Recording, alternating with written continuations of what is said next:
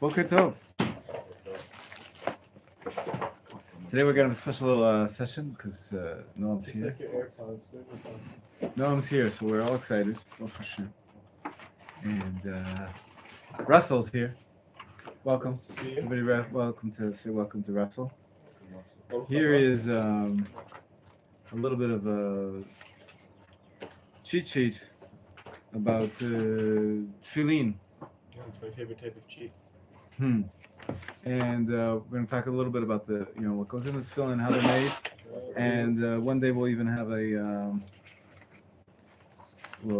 a tour, hopefully, of a tefillin factory. Very cool. In the meantime, It must be making. They only use the leather from the head of the cow. The rest of it they don't use. I'm not sure. I think there's different parts of the tefillin. Right. Like the parchments. Well, yeah, obviously they're not using the head for the parchment. I meant the bite itself. The bite not itself. The straps either. Right. Bite. Okay. So first of the thing to take a look at is this page, and I don't know if you can see that online. But this is the first thing to know about. Tip number one: you have to have your head tefillin in the right place. I didn't bring in my tefillin from the car. I should bring it in. Is it where you said it's in your car? It's in my car. It's in phone. How far is your car? I can get it, but maybe I will. In the meantime, you can see that the knot in the back goes. It's hard to see from the picture, but it goes into the little shallow that you have in the back of your head, and then the front goes in the front, but not as far down as many people wear it. Many people wear it like on the forehead. It's got to be above the hairline, as you can see there. The fellow checking to make sure that the entire house or housing is sitting on top of the above the hairline, or where the hairline used to be. In my case, right? Once upon a time, I had hair. I can't remember what you call them, the people that make the. I was like, what do you do if you have no hair? And he was like, where you used to. Yeah, good. So as you can see on the left, there's actually a little direction how to change, make the strap a little bit smaller or larger if you need it to fit to your head, but that's a little bit complicated to figure out from the photocopy. I'd be happy to help anybody who needs help adjusting their head tefillin. It's much easier if you have the dalid. There's two forms of the two customs. Basically, the square is supposed to be two dalids, But it doesn't upside down with each other, but it doesn't look like it. But anyways, it's the custom developed in some places. Anyways, that's a good place to start. Let's see what else I can show you. Now, there's three. Good morning, Amos. There's three holy objects in Judaism. Mezuzah and Torah. Torah, Sefer Torah, Tefillin, and Mezuzah, the Rashi Tivot. Where are the markers? Here they are. Markers are Sefer Torah. Sefer Torah. So you have the Samech here. Tefillin. See the Taf here. And Mezuzah. And then here, that spells the word stam. Usually put a little chupchik here because it's an acronym to show you that it's an acronym. And so a scribe is called a sofer. He's a scribe, and usually we call him, he's not just any old scribe, but he's a sofer stam. Stam in Hebrew, in modern Hebrew, means just so. But when we talk about somebody who's a sofer stam, we don't mean he's just a scribe. We mean he's the scribe of Sefer Torah, Tefillin, and Mezuzah. Sofer stam. Okay, so the sofer stam, he does he writes three. He's in charge of these three mitzvot, of writing them all handwritten on parchment. What we're going to do today, with God's help, we're actually going to write on parchment. I'm going to give you a little practice of being a scribe. Join us at the table, Amos. It's much nicer when we're all around the table. Everybody make room. There's enough room. Put your books aside. By all means. Yeah, sure. Yes. Who was the first person to put tefillin on? When did it start? Good question. Interesting. What do you think? I'd say it's probably in the last 200 years. You think fill-in has only come around in the last 200 years? What do you think, Shua? Moshe. Moshe. Why do you say that? Because he I only was the one started a that couple delivered the Torah, so Hashem probably gave him the paired fill-in while he was up on Har Sinai. Goodie bag. Or told him to make it. Told him to told make him it to make himself, right? Even the tablets, he told Moshe to make the second tablets, right? Right. So the tefillin, it's a pasuk in the Torah. Pasuk in the Torah, you should tie them. Moshe. Moshe received the Torah, so I assume he did what God told him. Right? So here is a picture. Yeah, I'll hand this around. This entire book is full of lots of pictures and diagrams. But this is what I was showing you yesterday about the 2 ways to tie the knot of the tefillin. The knot is always going to be, as you can see here, it's on the left side. The right side of the house, because that's going to be the one that's, most people are not lefties, so they put their tefillin on their weaker hand. It says in the Torah, in one of the parshot we're going to see, it says the word, and you should tie them, le'ot al yadcha. Yadcha. That's the way you would spell it normally. You should tie them on your hands. But what is the Torah? How does the Torah spell it? Instead of, for some reason, our tradition is that that word is spelled yad cha with a hey at the end, which is strange because usually after the chaf, the hey just disappears. But this form, in any case, is unique. And the drasha of Chazal, I don't know if this was a tradition that they had and then they just anchored it in the text or they actually derived it from the text. It's hard to tell sometimes. But they say that this word, keha, means weak. So the weaker hand. So that's why we put the tefillin on the left. Most righties have a weaker hand. Yad keha should be on the weaker hand. So we do it on the weaker hand, and therefore the pictures are all with the when you have the housing on your hand, you have to have the knot closer to your body. So it's always going to be, as you can see in the picture, in this picture, to the right of the housing. Only difference between these two pictures is there's a loop coming out of the knot. As we saw yesterday in the Ashkenaz version, the loop is coming out towards the inside of your body, and therefore, to get the tension, you'd be pulling it down. And the Ashkenaz, you put the loop and the yud on the same, and then that's right. In Sfard, the loop goes all the way through the casing, and it comes on the other side. And it turns out the difference is that if you're doing Nusach Ashkenaz, you're going to be pulling the strap this way and then doing all the windings around your hand inwards, whereas Nusach Sfard, you'd be doing all the windings outwards. So, Rav, I think my tefillin look like the Ashkenaz one, but I've been tying this way. Yeah, so many people do that. I think they get it wrong. Different. I think it's a mistake because I'm asking you politely to stop. I'm completely serious when I'm asking you to stop making fun of it. Yeah, I'll stop. There's an advantage to the Sephardic way of tying. There's an advantage to each because side. It naturally draws the yud next to the bite. Right, we talked about It this keeps the yesterday. You knot weren't clo- here. It keeps the I knot had close to to the take bone. care of some cellular issues. Okay, Oh yeah, so you mean that's what break is for. But next time. In any case, yes, we showed actually this yesterday, and fortunately Jacob's not here today. He's okay. He's not feeling well. And then you can just see also on this page the square knot versus the dalet looking knot. I used to have this. Right, the square is it's supposed to be two dalets inverted, one on top of the other. So, and this is $1. So there's different traditions. There's some more pictures here. I'll show you later. We're going to show you the real thing, actually. And actually, here there's a description of how to tie them from scratch with all the straps. Why don't you guys hand these around? Everybody grab a strap so you feel it. Just touch and feel. I've heard an anecdote. Pass it down. Please tell me if this anecdote is true or not. The square knot started to fall out of favor around the 1930s and 40s because, unfortunately, it has a appearance to it.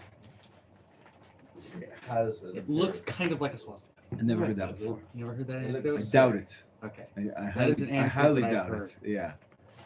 I highly doubt it. It looks cool. When I had to take mine to get redone because of Yeah. the whole kerfuffle. Yes, I know what a kerfuffle is. You had a Yeah, kerfuffle. but, Yeah. I used to have the squares, and now I have the The one. Dalit. The Dalit shaped Shape. knot. Interesting. I could change it though. Yes, you can change it. Right here you have the instructions of actually how to make it from scratch, where to put under and over, and so forth. And it's a love cute my little book. How to tie the Dalit, how to tie the square.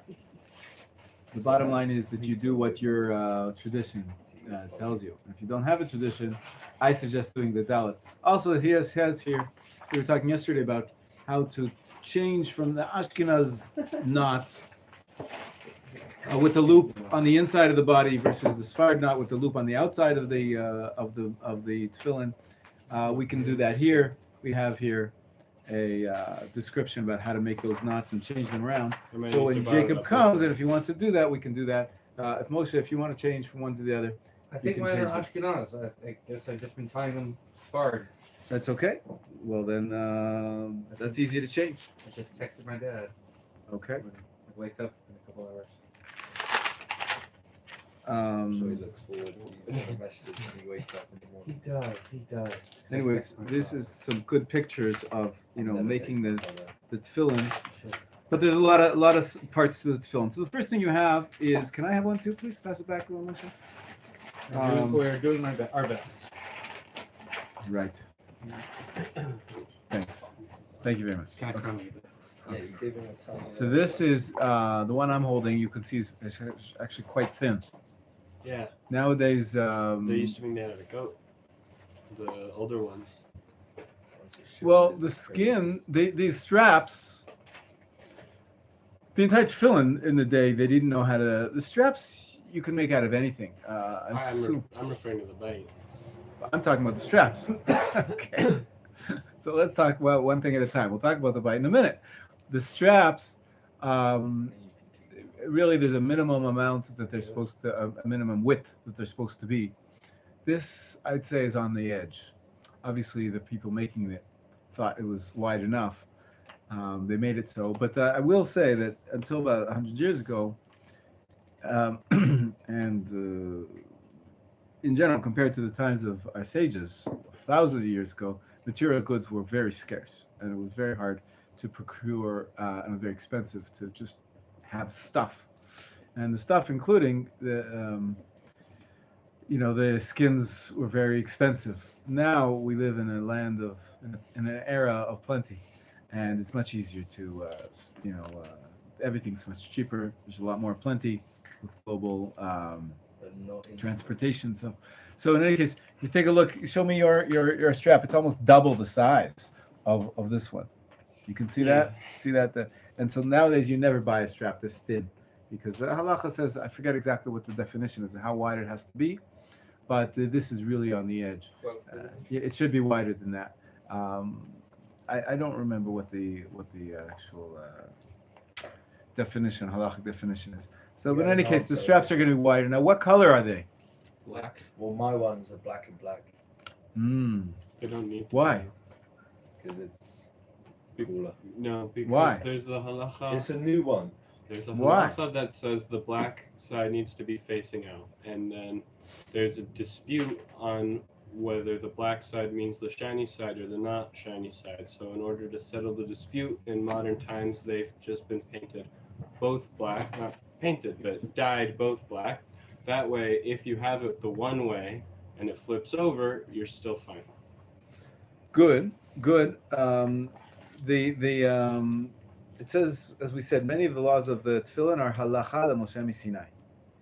They are tradition, oral tradition passed on way back from Moshe. In other words, there's no text that we can pin it to. Text just says bind them onto your hands and as a sign in front of your eyes.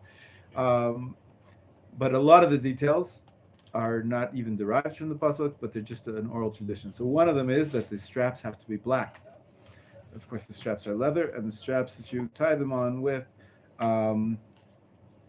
So the Talmud does have this really a bad curse for anybody whose straps of the tefillin are upside down, are on the wrong side. If you have the black facing in and you have the underside facing out, it's like you're turning over not only the straps of your tefillin, but you're turning over like you're in the grave, as I say. It is an expression in English, the turnover in the grave.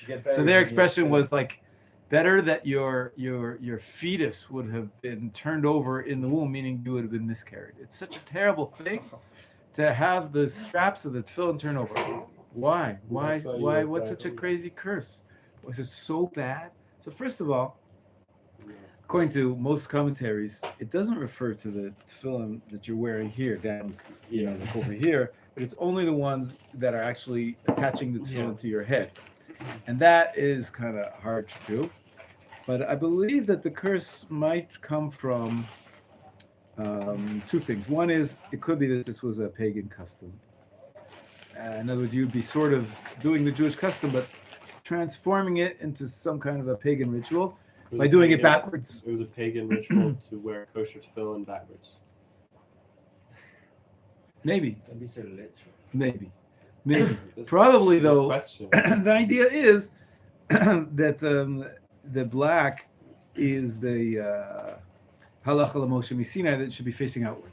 Mm-hmm. And I think this might be even a second interpretation, other than it being maybe a pagan sort of practice, is that it shows that you're sort of hiding your Judaism by keeping the instead of the black being outwards, you're having the black inwards. But if you really wanted to hide the Judaism, you just wouldn't wear the tefillin. Listen, there were a lot of break-offs and a lot of you're so modern, you're so free. Yeah. People didn't used to be able to move between communities very easily. Mm-hmm. Whereas if you were, if you were Jewish, you were Jewish. That was it. There was no way in or out, really. Mm-hmm. And to go out meant leaving your family, your home, and maybe dying of poverty in some other community which wouldn't accept you because you're not part of them, in a tribal community. So we find in the Second Temple time, and this we have documented, a large amount of break-offs, a lot of sects, which were of various practices and strange differences about how they were Jewish. They kept on being Jewish. They spoke Hebrew. They wrote their, the Dead Sea Scrolls, the Essenes and the other sects at the time of the Second Temple that sort of had to leave. They ran away from the temple because that was being run by the Pharisees, what we call today Rabbinic Judaism. And it was there is this phenomenon of people playing with the tradition and sort of rebelling, but not totally stopping to be alive as they were Jewish. Okay. So the concept of being wary of aberrant practices, it may seem so foreign to us now. Well, if you don't want it, just leave. Just go. But they couldn't. They didn't. We find that they stayed within, but tried to make changes and switches. So maybe that's part of it. But in any case. That's why you'll see many people, right? There's the knot here, and then the tefillin come around. I'll put this on my head without the tefillin. It's just the knot, just to show you. I have to make sure that it's the right side out. Yeah. Now this is actually probably not kosher, anyways, because it's too thin. But also, it's not very black. You can see that the black is really faded. And then you take these straps, and you put them. Can you tuck them side to side, on one on each side. Now, the idea of having these straps, really, is because it says that you should, the tefillin are there for you to notice them. Mm-hmm. How can you notice them if they're on your head? I know I'm a teacher, but I don't have eyes in the back of my head. Right? These straps right here. The trick is that the straps with which you tie them, the knot, they come down and they're now in front of my body. Now I can see them. So the custom is that we're very careful that they should always be with the black side out. You can't even see which side is black. It's brown. And these ones are so old. The problem is they always flip over. So everybody's worried about this curse. So Say, well, hang on. They tuck them in their let me belt. talk. So they're all worried about the curse. But first of all, I told you the curse is only this part, the part that's actually, in between the tefillin and the actual knot. But of course, you don't want to take your chance. And you want to, the proper presentation is that the black should be facing out so that, you can see it and everybody can see it. And so there's a few solutions. One solution is hold your horses. One solution is that some people tuck the tefillin into the belt. Put in a little bit of effort and you're good. You tuck it into your belt. There's even lots of Kabbalistic rationale that, one side you tuck under, the other side you leave over. There's all sorts of a lot of meaning that's invested in the different parts of the ritual. It's a very special mitzvah, the only one really that we have every day, a ritual that we, obviously the Muslims is always there, Brit Milah is always there, but the one that we actually practice. As long as you're living in Israel, that's always there too. When you're That's asleep. true. That's cute. Nice. You don't actually do anything. You just sleep. Yeah. Yeah, you're still fulfilled. In any case, the other way to do it, And some Kabbalists suggested, is that let's get smart. Nowadays we have lots of ink. We'll just dye both sides, the inside of the strap and the outside of the strap, and then even if it flips over, you don't have to be neurotic and say, fillin's always flipping over, and you're kosher on either side. This is a recent, I'm talking about the last 100 years, maybe 150 years, suggestion. I think it's from the Ben Ish Chai, and a lot of Kabbalists like it, but most film don't have straps on both sides. You pay extra 100 shekels, you get better straps. By the way, you can always switch the straps. They're separate than the tefillin. You can, they're not a permanent. When the straps start to get ripped, torn, cracked, and faded like these. So take a look. You can see. You have those little breaks on the rubber. Yeah. But they're like. It's natural. It's leather. Yeah. It's all leather, and leather cracks. So you can, polish it up with kosher polish. You have to be make sure not shoe polish. Yeah. Oh, you can't use kosher dye. No, you can't use shoe polish. No, you should use the special ink, which is used for making Sefer Torah. It only comes from kosher animals. Of course, most of it is plant based. Shoe wax is all made of beef wax. Snails aren't kosher. So that's not a kosher animal. That's not a kosher. But honey's kosher. It's true. It's weird, huh? Snails aren't kosher. This is a question that I've had. That no one's willing. No Rav has like. Oh my gosh, I could give you a whole shear on it, but I know. not this moment. One thing at a time. Okay, so thanks for cleaning up there. It's great. Any other questions about the straps? Yes. I have a question about that curse. That's the curse. Who made that? It was like in the Talmud. In the Talmud, it's in the Talmud. It's an ancient curse. But it was like the Anashim, the Amoraim, the Amoraim, the people who wrote the Talmud. Now, listen, I've explained many times, and every time I bring up one of these curses or one of these blessings as well from the Talmud, my interpretation, which I believe is the true one, is that the rabbis, we have to interpret the rabbis' words on many levels. Oh, yeah.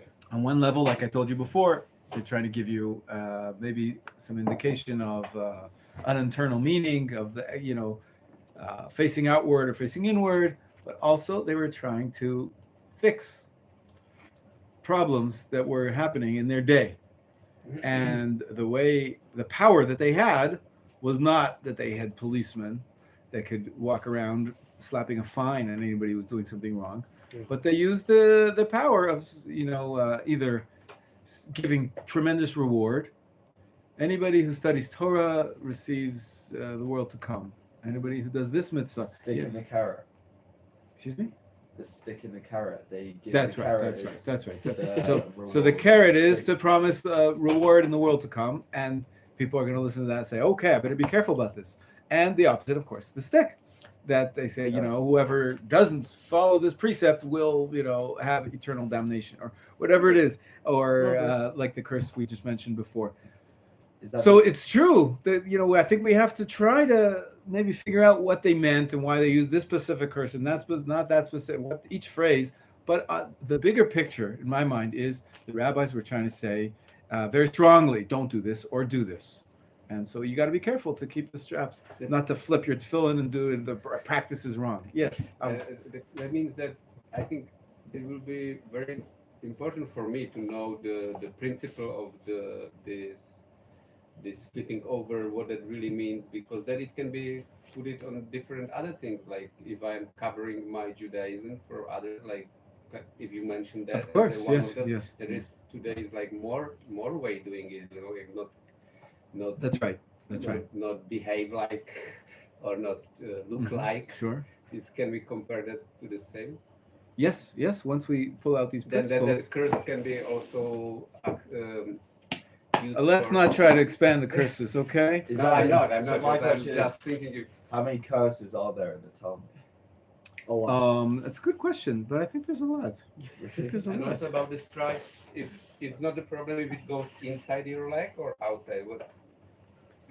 Sometimes I feel like if you have the stripe going inside, I always try to put it out. No, it doesn't have to be. Doesn't It could have be. The truth is, some poskim say it should hang at least until your belly button, and the one on the right is shorter, the one on the left is longer. Yeah. All these are, extra enhancements. The bottom line, I think, is that they come forward in order so that you can see them, and you keep the customs, whatever it is. Rob, So, yeah. How does one manage to acquire this many no longer kosher tefillin straps? You know a guy? Say again? What's the How question? does one come to acquire this many no longer kosher tefillin straps? Knows a guy.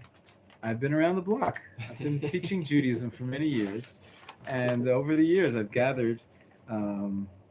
Here I have a chart of the minimum width of the tefillin straps. I was looking for the exact. It says here, it has to be 11 millimeters, or at least 9 millimeters. Otherwise, they're not valid. They quote the Shulchan Aruch. You could see, this is 9 millimeters. This is 11 millimeters. So, what is this one? Is this one? I think that's kosher. This one's.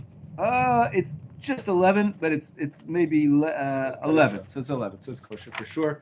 And as you can see, this one is that's probably 15 millimeters.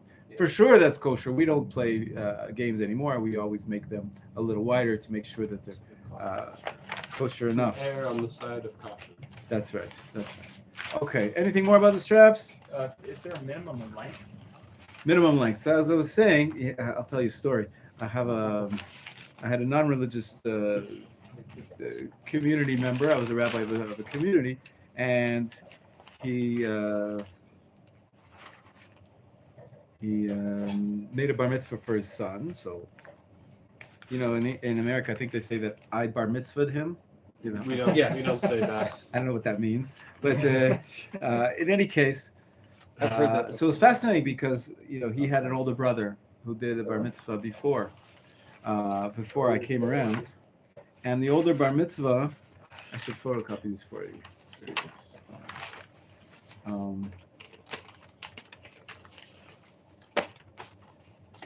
good. Shua, can I ask you to take this up to the teacher's room and photocopy these, please? You could ask, but I don't actually know where that is. When you go upstairs, right here, the stairs, you turn to the right immediately, and at the end of the hallway is a door, and you open the door, and it's the teacher's room, and in there's a photocopy machine. Are the instructions in English?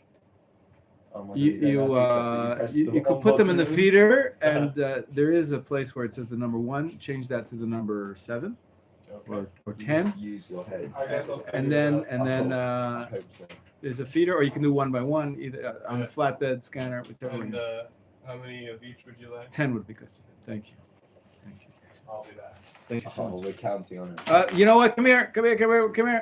Shua. Hey, can you come back for a second? I'll give you one more. We missed you too much. I guess I'm back. We couldn't bear to without you. Is there another sheet? Yes, one more, please. Take this, please. This is another sheet of photocopy. 10 times. All right. Thank you so much. These are nicer. Come here, Shua. Shua. These are going to be easier for you to get through the feeder. Yeah, those ones look like when you do a school project and you would put coffee on the Yeah. put it in the So oven, give make me it these look- with the last one, the first one. No, this Here's class another would one, not be and the here's same another without one. your constant Look, commentary. Look, Okay. These, Right. please. Thank you. Should I go? Yes. Okay. We will call you. Wait, Shua! I wouldn't We do can't this have. without We your can't let you jokes. go. Thank you. Thank you, Noam. You're such a sweetheart. So I was going to tell a story about my neighbor who made a bar mitzvah for his younger son, and he came to me a little embarrassed, and he said the problem is he had to invest in his older son's tefillin now too. Why? Because when his son was bar mitzvah, he noticed that he put on the tefillin and he wrapped it around. And then there was lots of extra string, that happens. And so you have to strap it out till it's in. And he figured, why have all this extra bulk? So he cut it off. And now, it's a few years later, the kid grew taller, fatter, and the tefillin weren't enough for him to go around to do all the fingerings because the strap was too short. So they make the straps longer because to give you extra room to grow. And so you asked me what's the minimum amount you can make it. As I said, the minimum it should come down to your belly button, and for the strap it just has to do the fingering, and then that's it. But most tefillin have extra at the end because it's a standard size in case someone's bigger, taller, fatter, whatever it is. There should be enough there. Does that answer your question with the story? Yeah, I would like to know which are the difference between Pshutim, Dakot, Biasot. we're getting there. Right now we started with the straps. They're all the same. They're all Okay. from. I'm not sure which hide they're made out of, the straps, but What is the preferred English spelling of tefillin, with an F or a PH? it's your preference. It's your preference, whichever you prefer, whichever you like better. Okay, so let's move on and talk about the parchments. Yeah. Okay, the parchments is I'd say the most expensive part of the tefillin. So, okay, what makes it so expensive? Because I know cowhide can be expensive. Yeah, but The ink can be expensive. How, the how software long? stam could bang out 100 of those in a sitting. No, not at all. No? Not at all. How long does Not it at take for your average sofa? Let's take First thing we're going to do is give out these mezuzahs, which are, as you can see, all not kosher. Everybody grab one of these, or two of these little mezuzahs. These are the mezuzahs, as I said, it's all written by a sofer stam, a stam scribe, and the same parchment. It has to be parchment. We're gonna give you scraps of parchment in just a minute. Are these real? Like Yes. real old Yes, ones? yes. The real non-kosher ones. I maybe one of them is kosher. I don't know, but they're really not advisable to use these. Grab one of these. No, I want to show everybody the parchment that you have. Look what happened to it. This was a big one, but it got ruined. You can see what happened to it. Someone spilled coffee. No, it's water. A mezuzah's on the doorpost, and if you don't seal it up well, it gets water damage. Can everybody see what Noam's holding? What happened to it? It just got ruined. It's a shame. These And things that are makes it not cheap. non-kosher. It's at least Well, $50. The bigger ones are cheaper though, aren't they? Because it takes a little bit less effort, and it doesn't take as much as you don't need to go to such a trained sofer. You would think. What's You his would name think. in the Hebrew department? I know he can make. He's a sofer, and I think he's made mezuzot before. You can still see all the letters, so what? Just the water damage makes this non-kosher. Actually, if you look through it, you're going to find something non-kosher about it. Here's one that I can't see. This is a nice big one. Okay. The truth is, the bigger ones actually are more expensive than the smaller ones. this what you were saying about small being harder to write is mainly about tefillin. About mezuzahs, though, they charge less for the small ones, but you shouldn't buy them. Don't get this size.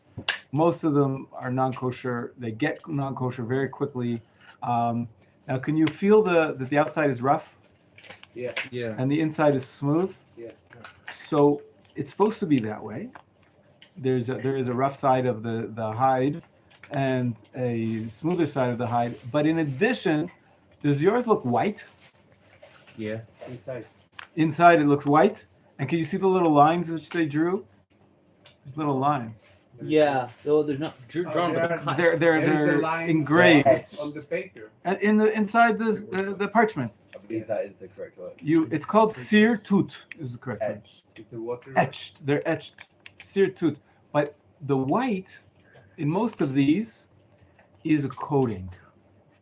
It's a coating which, as you can see in this more expensive mezuzah, it's not white at all. They wrote directly. You can see the etches, I think a little bit, I can see on mine the whole way down. but you don't have the white. The white, many sofrim like to put that layer on because it's easier to write on top of the layer, a dried layer. I forget what kind of material it is, than it is on the actual parchment. But halachically, it's not ideal. Many poskim say it's not kosher, and so you don't want to get one like that if you're already investing the money in mezuzah. You don't want to get one that has a coating on it, that's been coated, and then the writing's on top of the coating, because many say that's not writing on the parchment; it's writing on the coating. And also, second problem with that is that even if you want to say the coating is, molds, it becomes part of the parchment and it's one piece, the problem is that the coating sometimes cracks. And if the coating cracks, then the letter on top of it is going to crack. And if there's a cracked letter, it's not kosher. And one cracked letter makes your entire mezuzah not Is this kosher. just not kosher because of the water damage? Because all the letters seem to be intact. So I'm not sure. I'd have to look at it with great detail, go letter by letter by letter by letter. It could be, but when you see that kind of damage, the chances are it's pasul. Pasul means Impure. not impure. Pasul means Oh, non-kosher. It's not invalid. Pasul means invalid. The opposite of kosher is pasul. Pure and impure are tameh and tahor. It's just different concepts. In any case, I'll pass this around, the bigger one, for those of you who need to see. That one I can't see on the face of it why it's here. Maybe it's even kosher. I don't know. I'd have to get a sofer to check it out to make sure that you go letter by letter to make sure. You can do also a computer scan to make sure that there's no missing letters. It's cool. Nowadays, so that's the difference in price might be 50 shekels, but you'd want to spend the extra money to not have the smallest size. Some sofrim, they don't even sell the small size because they've had so much problems with them. So there's medium, then there's bigger. Then of course you've been to Ben Gurion Airport, obviously. Huge ones. You've seen the big mezuzah there in Ben Gurion Airport. Yeah, The world's And also biggest at the is at kotel, I is at the world's biggest is at the hotel. I have seen Amazing. some big Amazing. ones. Yeah. Where is that? So that's The world's weird. biggest is at the hotel. Where? The hotel where? Yeah. It's by the exit. I think one of these days, of course, obviously it'd be the Rav's permission, but as a class, we should go to the hotel. Great idea. Let's just go to Bezrat the Hashem, we'll shop. do it one day. Okay, so that's the parchments. As you what's written in them? Can anybody read? It's a Shema. What part? The first paragraph, Part. and then you have the second paragraph. The first and second paragraph. You see the first word is Shema Yisrael Shem Hashem Echad Maybe. ve'ahavta, right? What's missing? Shema Yisrael Shem Echad ve'ahavta. Right, Baruch Shem Kavod. People don't realize it's not part of the Torah. That's added in. The sages tell us to add in that line. Baruch Shem Kavod Naved. It's part of the Shema that we recite, but it's not written. And the next part of paragraph is, you see that there's a paragraph break. That's called a parasha. Yeah, paragraph is called a parasha in Jewish speak. Vayam Shemoah, of course. Vayam Shemoah, second paragraph of Shema. What's missing? We don't have the third paragraph of Shema. Vayomer. It's not in there. It doesn't. Why? Because that deals with tzitzit. It talks about tzitzit. And what is in the Shema and the Vayam Shemoah? Towards the end, it The tells same the thing. mitzvah of putting on the tefillin. So the parchment, which talks about tefillin, is what we write. But the truth is, there's two other passages in the Torah. This was Are these mezuzahs? Mezuzahs. These are mezuzahs. We switched to mezuzah for just a minute. We're going to come back to tefillin in a second. I'm just showing you it's the similar type of parchment and writing, the special writing. What was I saying before about there's actually two more passages in the Torah which speak about tefillin. These are the only two that speak about mezuzah, and that's why they're in the mezuzah. But in the tefillin, there's two more passages which speak about the tefillin, and that's why we have four parshiot in the tefillin. Actually have here, you can look at it later, they found the most ancient tefillin ever. They found them in the Dead Sea Scrolls in the area of the Dead Sea. Here they are, really from 2,000 years ago. This is the Parshat Kadesh. This is Vayaki Yeveacha, Vayam Shamoa, and this is the Shema. Small Shema and a little piece of parchment which survived thousands of years. It's amazing. They found a few different, this one also, and you can see they translated it in this book. It's the old script.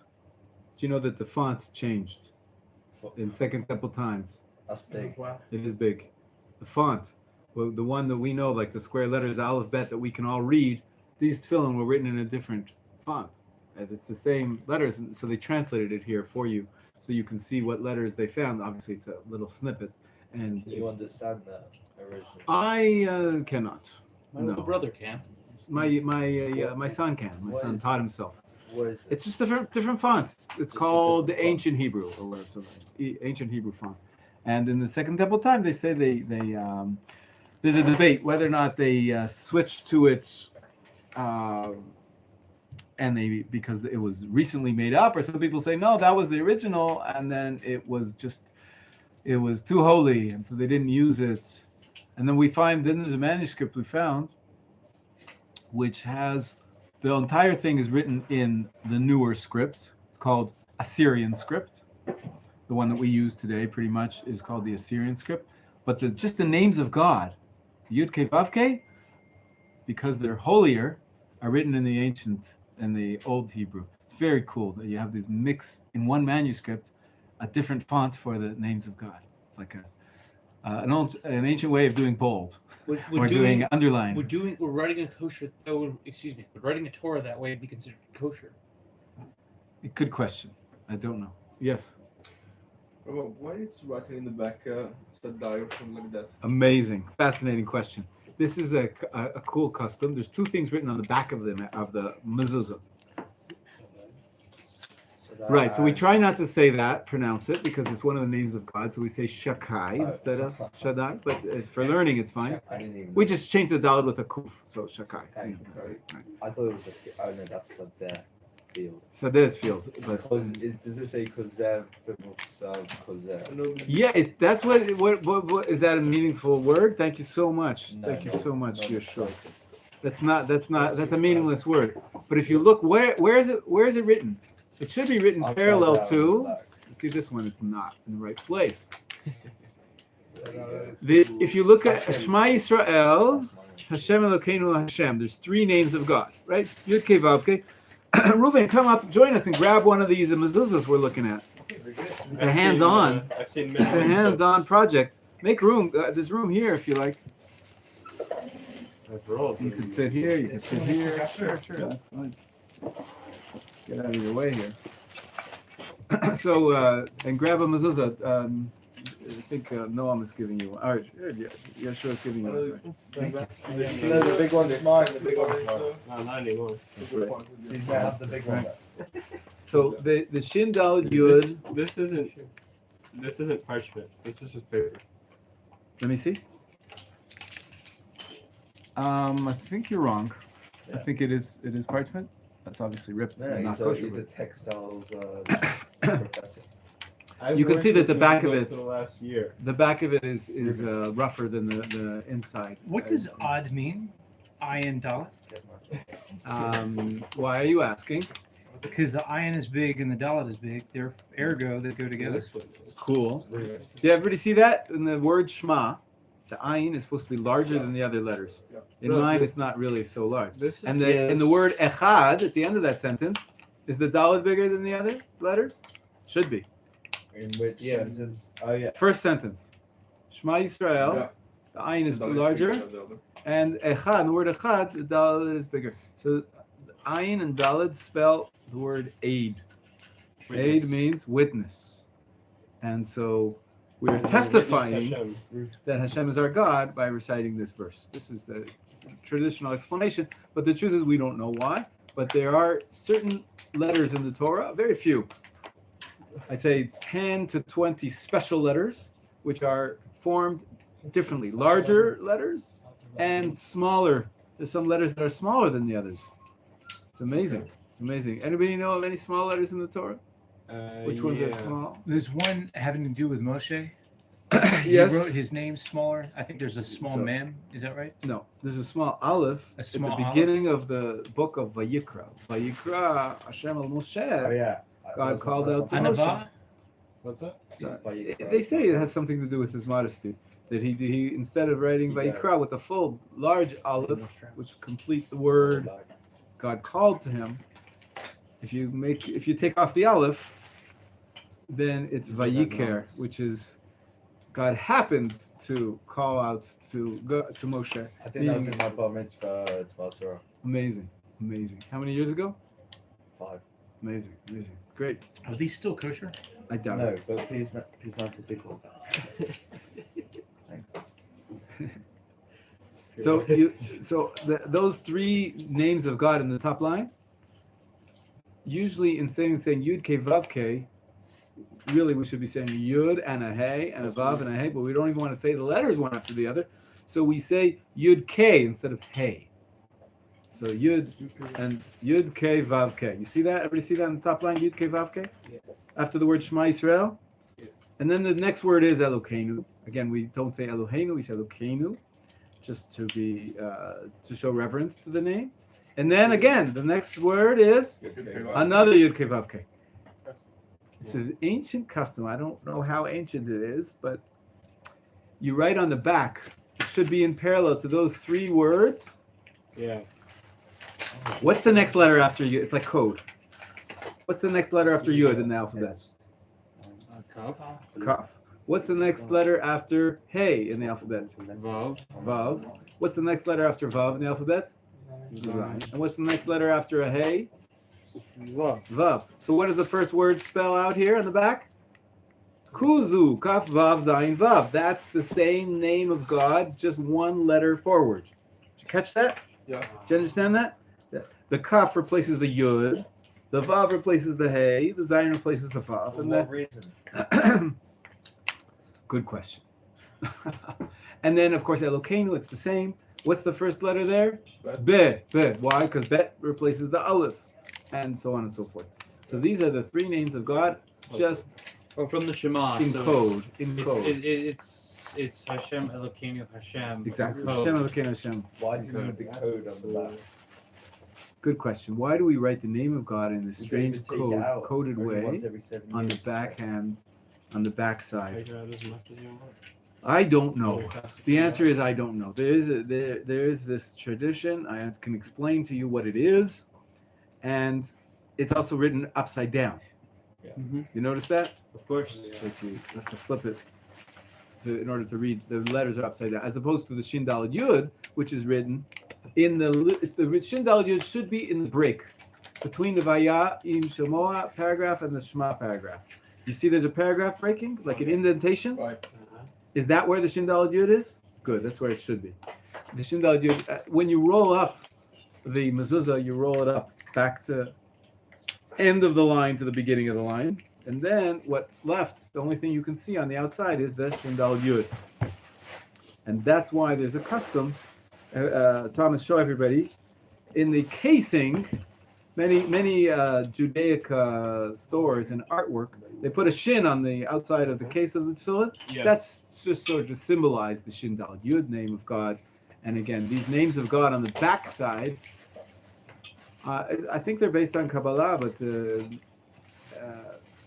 it's sort of an enhancement of the tefillin. Yes, of the mezuzah. Excuse I me. have a couple questions. Yeah. Should I put it in the mezuzah? That should I put it the way like this or like this? Not upside down. right side up. Not Yeah, that- upside this down one's to different. this text or to the name of. No, That's 'cause the it's main not a text. mezuzah. The main Main text. text. The main And the text. next question is how long is the Like a kosher? shariah. How short is the unkosher? What is Right. the So it could size? be any size, as long as Do you have all not the words recommend in there, getting written small kosher by a kosher scribe, and they're not cracked. And that's what I was saying before, that it's easier for the scribe to get it done properly if it's larger. if it's larger. Okay. And and so then- it's and better the to get a last larger question one. Isn't for it that- typically? One second, he's finishing. And the last question is there any, how I can know, can I recognize who write it? Like, is there the signature of the writer There's no signature. or how we can know if You the guy can't. was good? That's why You can whenever- recognize if it's Ashkenaz, Sephardi. That's why you have to- Oh wait, there's difference. Wait, is in the mezuzah? Is there difference? Yeah, the font, the way it's written, there's just differences. We're going to get to it. Very important differences, Yeah. but you can't know. Amos, the answer is you can't know because there's no signature, It's not Nehudah. so you can't know, and therefore you must only buy tefillin and mezuzahs Can't tell the by writing's too a small. recognized, supervised, authorized, God-fearing seller. This Yeah, one's- well- Don't buy a mezuzah in the shuk. Yeah, it's a no Definitely not Wi-Fi. in the Arab shuk. Even though you look at it, looks pretty good. All the letters are formed properly. You don't know who wrote it. Oh, probably they are stolen. Maybe. Maybe they're stolen. Maybe they're written by an Arab, a non-Jew, God forbid. and then they're not kosher. Anybody that has a knack for calligraphy, you can copy one text to another, but you have to have special intentions when you say the name of God. They have to be written with holiness, and so you only buy tefillin and mezuzahs from a God-fearing Jew, somebody that you can tell they're not going to cheat you. Also, but also that the writing was done properly. There's 'Cause always you a can't tell from the chance. writing itself. There's always a Yeah. chance. Let's say one at a time. Reuven was waiting, and then So Pass this one. two questions. Well, first is what is gesot, I'll get to it. I'll get to it. Yeah. and We're then gonna talk about it. Gasot and Dakot. and second question is what does the writing for Sephardi look like? Because it isn't for some of the smaller script. It's smaller tefillin, very small tefillin. The Sephard script is used, correct? Not necessarily. This no. is You can Sephardic. write any type of script. You can write it big or small. The Sephardic. You can Most tell the easiest, scribes- The easiest way to tell is the sheen. They do it more flat. The Ashkenazim do it more. Okay. Pointed We're like going to that. get into the writing, but I just want to finish up with the mezuzah first, with the page I just handed around. Can you pass it around, please? I'll take them all. And, Oh, they're all the Yeah. same. Okay. one each, please. And I thought it was the whole pack. everybody have a page about mezuzah? So I'll do the first part, but I was just saying that to answering Reuven, Yeah, you're right. that most scribes say it's much harder and takes longer to write Ashkenazi script versus Sephardi script, and therefore the prices are Good in parallel to $15 that. more at least. Could be. Yeah, I used to work in the store, so you know this stuff. Okay. Mhm. Yeah, good question. Yeah. So, if I personally just wanted to say I would like to make myself a mezuzah, just to say that I've been able to do it, Right. and obviously to have a Yeah. mezuzah. Yeah. Amazing. How long, hypothetically, would it take to learn how to do that? Probably about a year. A year? Oh, okay. Probably about a year. You need a course, be taught both the laws and the practice. Okay. It says I was looking here because in some place I have this little page. It might be here, where the I can't find it now, but I think on the cover I think it's over here. Hang on. I'm no expert, but I don't think it's throwing this picture. Here, It's like it's like- check it out. It takes 22 lines. Moshe, you here? 713 letters. This one. 4,649 laws governing the writing of each mezuzah by an ordained scribe. You see that? So it takes a while to learn about. And how that's to- just a mezuzah. What are the 4? I'm talking about a mezuzah now. We switched from tefillin to mezuzah because How can there be so many laws? how can there be so many laws? Because there's a lot of different customs. 5,000. We're lucky. We're lucky. Every law is a development of the Word of God. So the more the merrier, as they say. That's got the parchment in it. Okay, everybody look at the page I gave out. I'm going to read the top. It's from the Rambam Hilchot Mezuzah.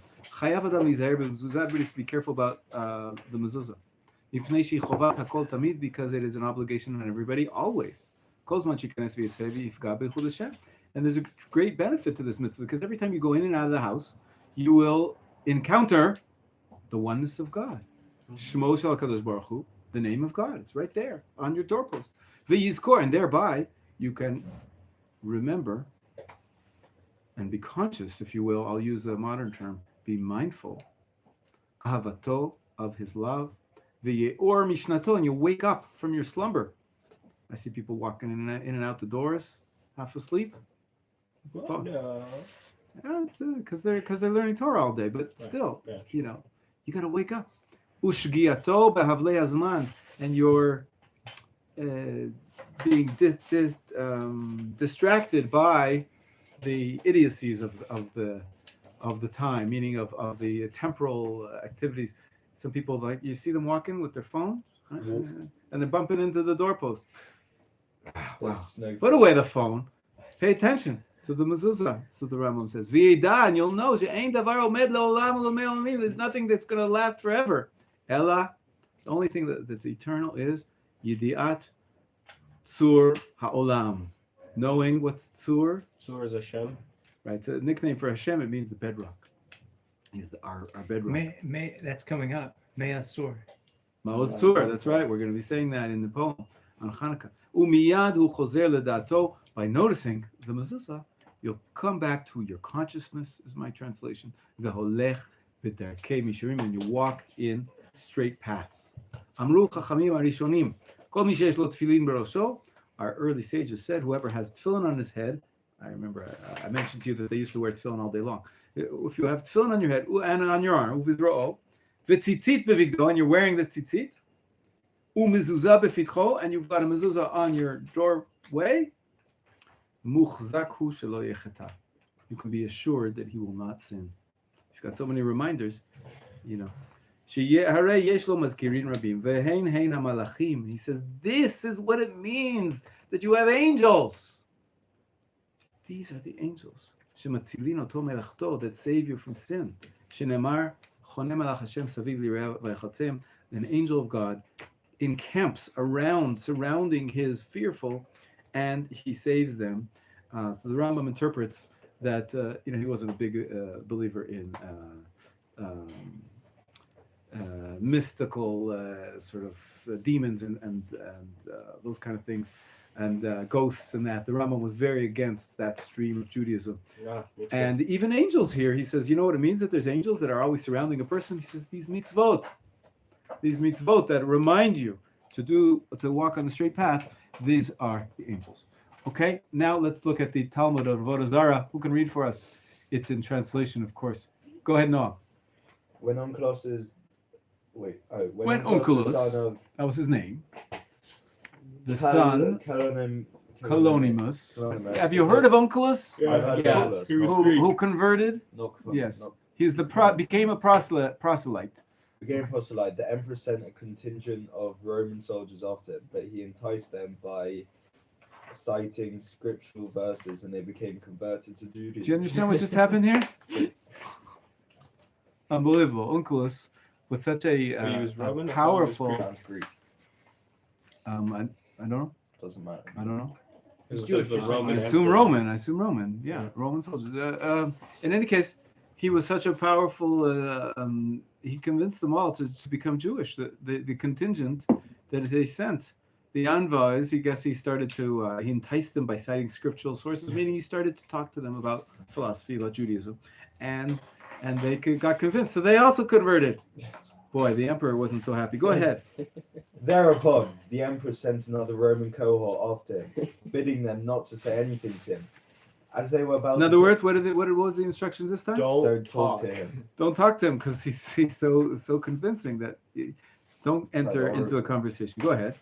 As they were about to take him away with them, he said to them, "Let me tell you just an ordinary thing. In a procession, the torch lighter carries the light in front of the torch bearer. the torchbearer in front of the leader in front of the governor in front of the chief officer.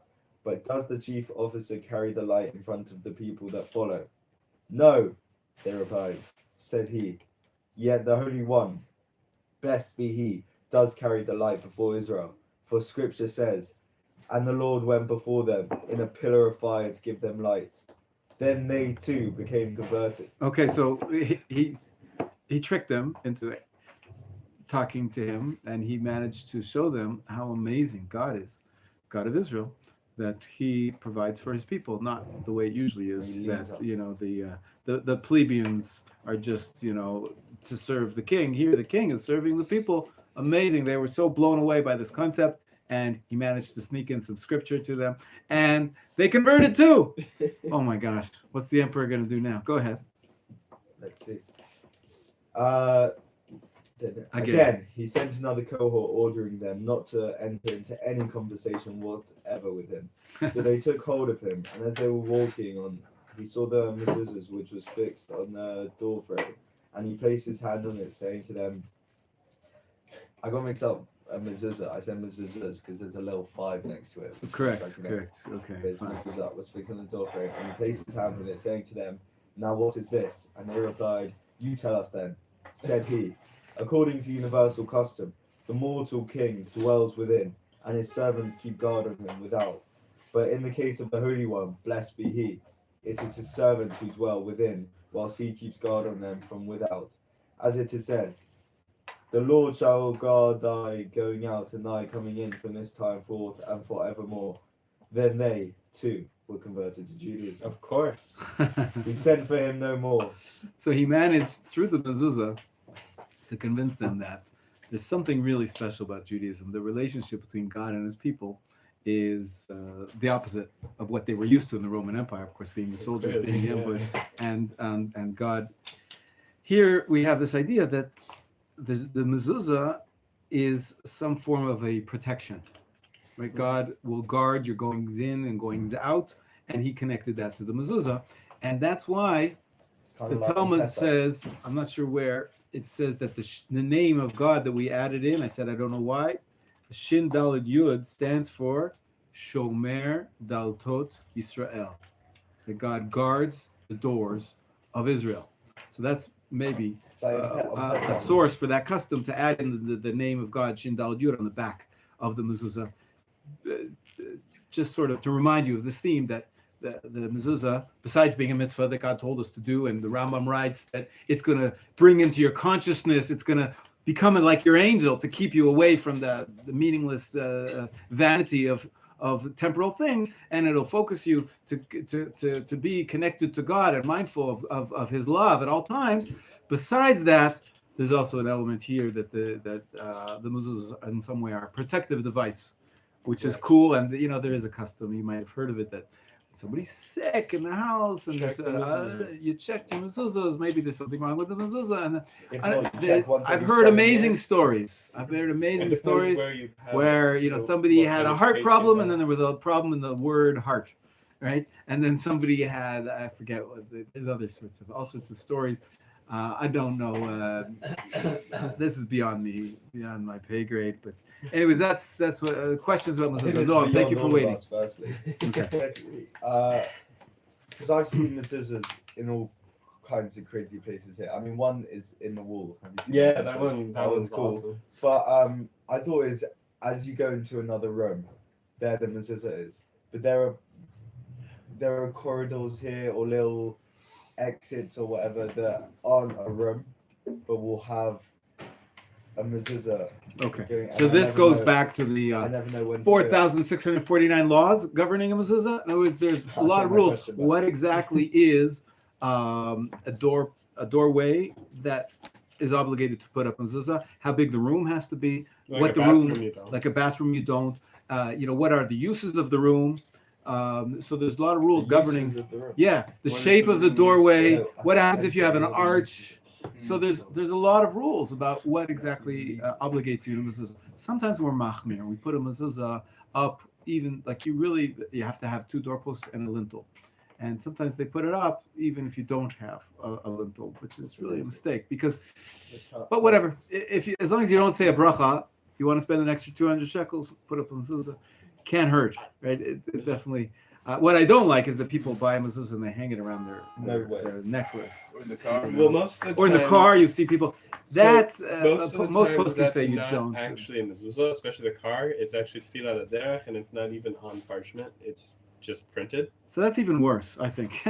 Well, it's not maybe not worse. At least you're not degrading the holy object. And But the thing on the neck, also most of the time, is that there's no scroll in there. It's just a bite. It's just decorative. right, the Rambam was very angry at people who turned the mezuzah into an amulet, So it, into like a magical sort of protective device. as a segula. Because there were people who would write. Where's the mezuzahs? You guys have your mezuzahs. You see that there's a margin. There's margins, around the right, the bottom, the left. People Yeah, used you to do it write that in way. all sorts of names of angels around the mezuzahs. And the Rambam, it's not the one I quoted for you.